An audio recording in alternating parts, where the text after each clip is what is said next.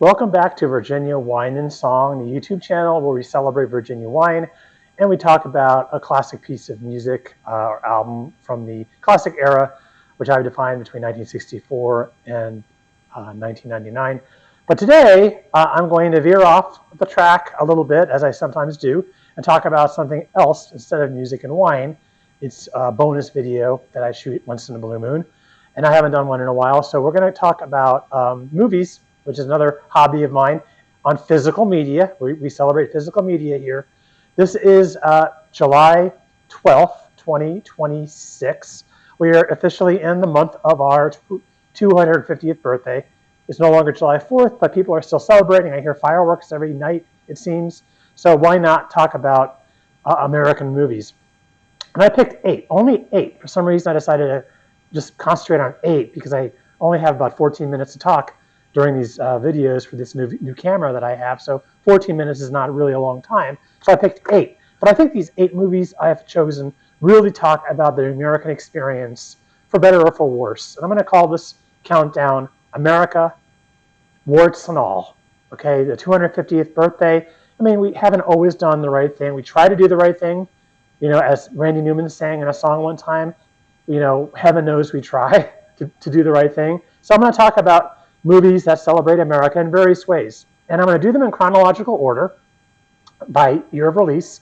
So there are only 8, so I don't really have a lot from the classic era of movies, you know, the classic black and white Hollywood era. But I do have one. And we're going to start off with number 1. You know, they're not in any kind of order. Like I said, they're just chronological. So here we go. This is from 1942. This movie came out a year after America got involved with World War II. And this movie is called Saboteur.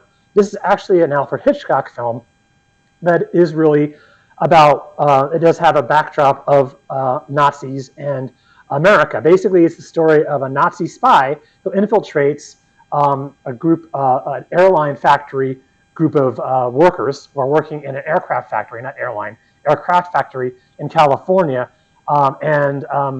Basically, the factory is sabotaged.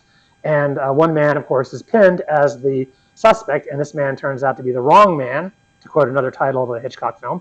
As Hitchcock always does, it's always a wrongly accused person. And this guy basically has to go cross-country to clear his name and also try to find the actual saboteur. The movie climaxes in the Statue of Liberty. So what better way to wrap up a movie that concentrates on America than having a climax in the Statue of Liberty? This is really a great, very underrated film from Alfred Hitchcock. He made a couple of espionage and spy movies. This, I think, is his best one. Really entertaining, real good popcorn flick, very good villains, and really very good, Robert Cummings, who appeared in a couple of Alfred Hitchcock films, and Robert Cummings plays the hero in this. Good movie. So this is from 1942. Now we're going to go all the way up from 1942 to 1969 or 68. 69. So we're going to flash forward. On the flip side of the American experience, so we're going to talk about Easy Rider. This film basically is a story about 2 men who went on a journey on bicycles for America and couldn't find it. That's the tagline, and that really sums up the film. It's a biker film, of course, and it's actually the very first independent film ever created, ever produced, I believe. Well, there are other independent movies, but this is the movie that really put the independent film scene in America on the map. 1969, directed by Dennis Hopper, produced by Peter Fonda. This is Easy Rider. What more can be said about it? They do take a cross-country odyssey, just like in Saboteur. This is not an espionage film. This is a drama. It actually has some moments of I would call it unintentional fun comedy, because the dialogue is so dated. You know, the terms they use are groovy and dig me, and you know, there's a lot of pot smoking going on. So it dates the film. It climaxes in New Orleans, and they all take drugs, psychedelic drugs, in a cemetery.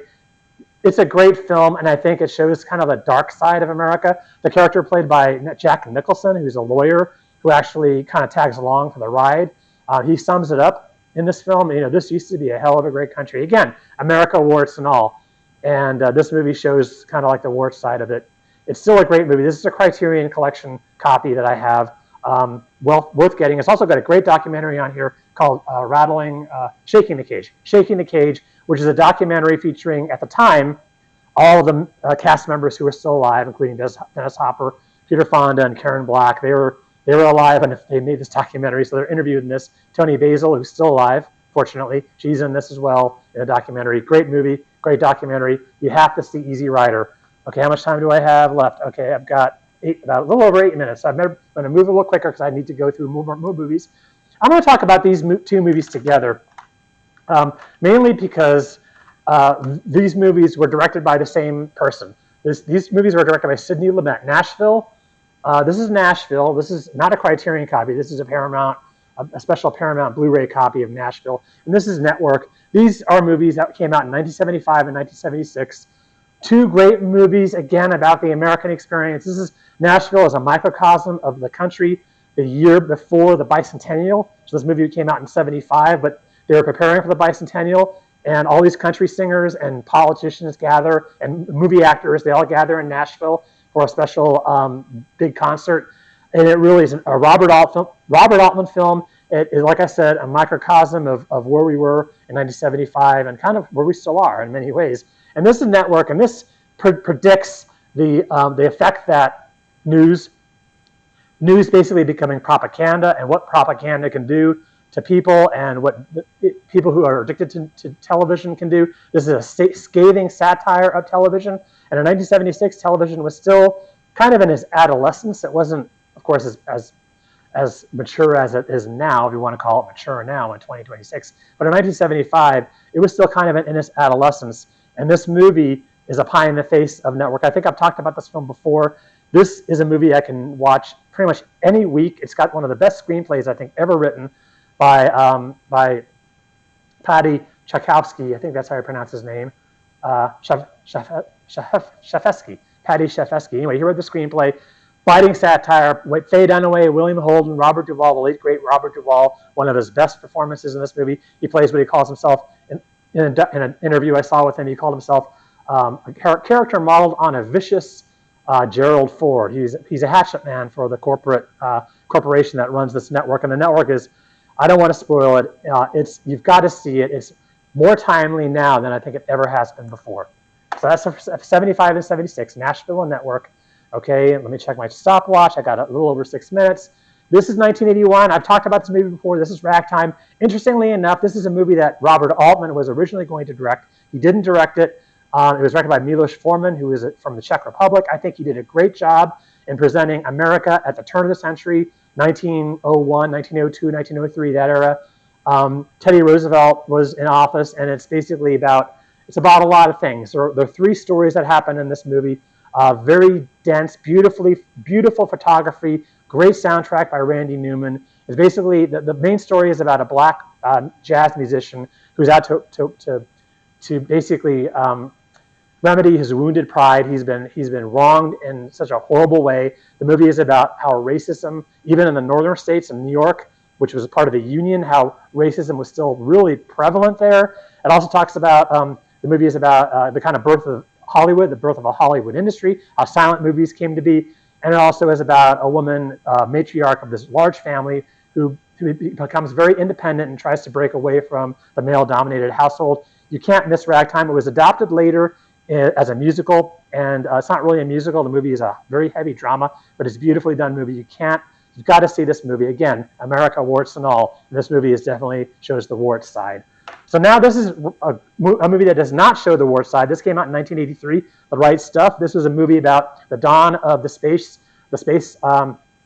age of space exploration, how America was trying to beat the Russians at breaking the sound barrier and going into space. And this movie basically talks about the men who were chosen to head the space program in the 1960s. And it concentrates on Chuck Yeager, who's played by Sam Shepard in this film, about how he was kind of like a daredevil pilot that became later the first person to break the sound barrier. Great movie, very long, but beautifully done.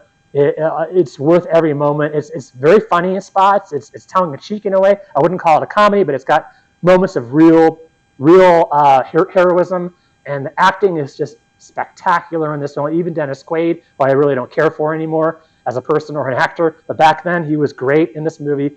Check out The Right Stuff. Okay, I've got just a few more minutes left. Again, we're going to talk about Glory. the first black regiment in the Civil War. This shows America. This movie takes some liberties for sure. Glory does. This came out in 1989, and it's a beautifully done film directed by Edward Zwick. You probably have heard of it. You probably have seen it. It's very well known. Morgan Freeman, Matthew Broderick, and an Oscar-winning performance from Denzel Washington. Glory, the first black regiment, and how they were treated.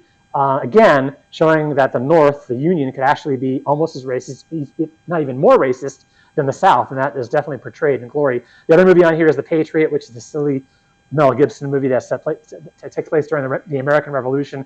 Totally not historic at all, but it was a double feature with Glory. Get this movie for Glory. Watch The Patriot if you just want some kind of mindless, Braveheart type movie with Mel Gibson. The last movie I'm going to talk about is Once Upon a Time in Hollywood. I wanted to pick a Quentin Tarantino film. When I think about Quentin Tarantino's films, I think he's made 9 movies now. This is probably the one I go back to the most. It's just less. It's not as over the top as a lot of his other movies. I think that the period detail of Hollywood in 1969 is beautifully recreated, and it really takes you back to I was only 2 years old in 1969, and I did not live in California, so I'm just presuming that he got a lot of the historical details correct. And from what I've read in interviews and articles about it, he did. This movie, of course, takes a lot of liberties with what happened with Sharon Tate and Roman Polanski.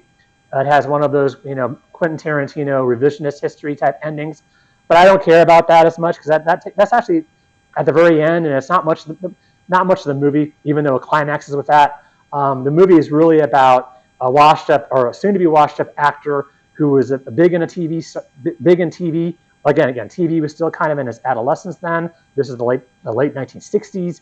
And this guy, he was only in his mid-30s, but he was already considered washed up. And his relationship or friendship he has with his stunt double, played by Brad Pitt, who got an Oscar for this. I think this is his most Quentin Tarantino's most all-around entertaining film.